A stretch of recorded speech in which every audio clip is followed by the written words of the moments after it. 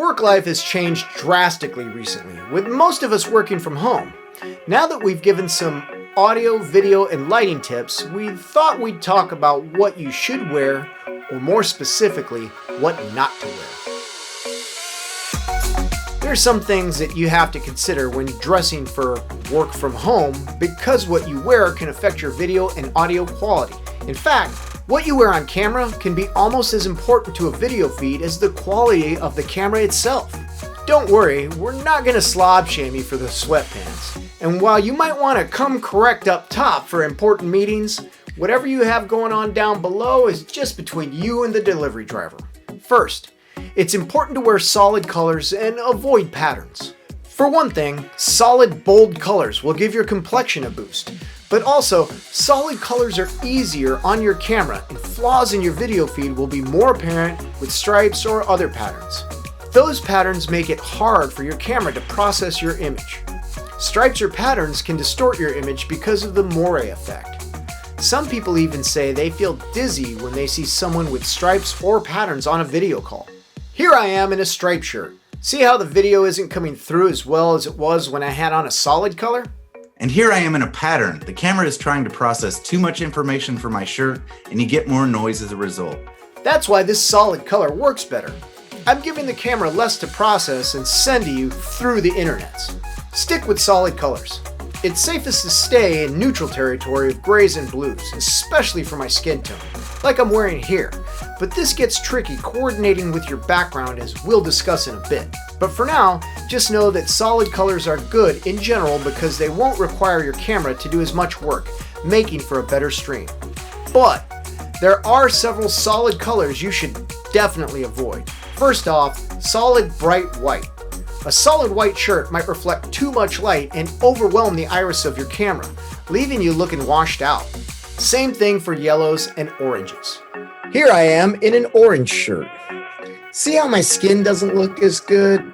The bold color of my shirt is overpowering the light reflecting off of my skin. So, for your camera's sake, avoid bright whites, yellows, and oranges. Your skin and that camera will thank you. For darker skin, avoid shades of brown or black because they will wash out darker skin tones. Wearing jewel tones, colors like sapphire blue, ruby red, and emerald green works well with many skin tones and really make a dark complexion pop. For lighter skin tones, avoid metallic colors or pale shades of purple because it will wash out the lighter tones.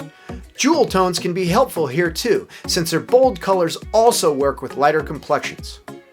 Just remember to complement your skin tone with solid colors and avoid patterns. That includes plaid for any grunge lovers out there that are still rocking the flannel.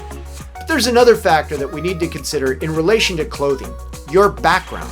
Your background affects what you can and can't wear.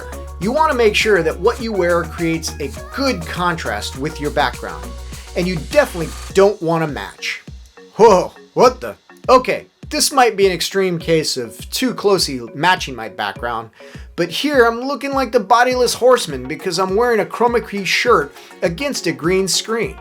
One second, let me find my body. There we go. But you get the point. Floating heads aside, you don't want to blend too much into your background. A nice contrast with that background will make sure you pop against it. Here I am wearing a shirt that too closely resembles the background.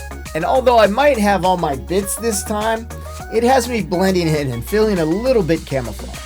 So contrast is the key, and make sure that awesome background you've chosen contrasts and complements what you've decided to wear. As the colors of backgrounds, mid-grays and blues not only give you more options for clothing to complement, but blues especially work with all skin tones. And that is why although solid neutral colors like dark blues might be good clothing colors for your video presence in general, might not be good if you have a background that's also in the dark blue color space. Finally, let's talk about accessories. Be mindful of the type of jewelry you wear. You may be used to only considering how your jewelry looks, but in a video call, you also have to consider how your jewelry sounds.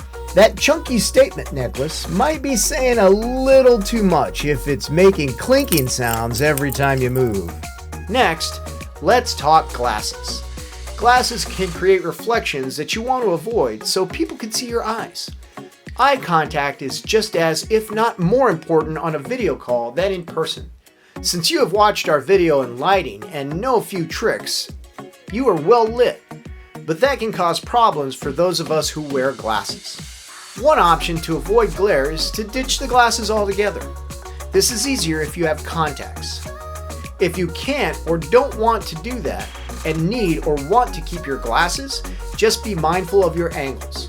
You want to make sure the reflections from those well-placed lights aren't going to obscure your eyes. Therefore, adjust your lights and or your camera to reduce the amount of those reflections. So there you have it. We hope you found these tips on what not to wear useful and that by following them you can look your best on your next video call or meeting.